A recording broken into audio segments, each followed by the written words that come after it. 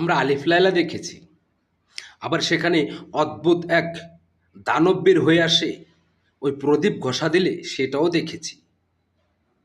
কিন্তু আমরা এই প্রথম 5ই আগস্টের পর দেখলাম যে রাতারাতিও মানুষ কোটিপতি হতে পারে। আমরা এই 5ই আগস্টের পর এটাও দেখলাম যে মানুষ চাইলেই তার স্বার্থের জন্য গর্ভধারিণী মাকেও তার বুকে লাথি দিতে পারে।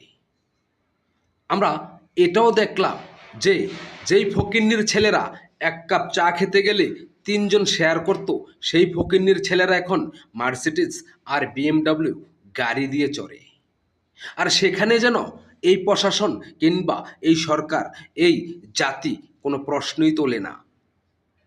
যেই ছেলেটা ফুটপাতে পেপার বিছিয়ে ঘুমিয়েছে, সেই ছেলেটা কিভাবে আজ শেরাটনে গিয়ে আরামায়েশ করে।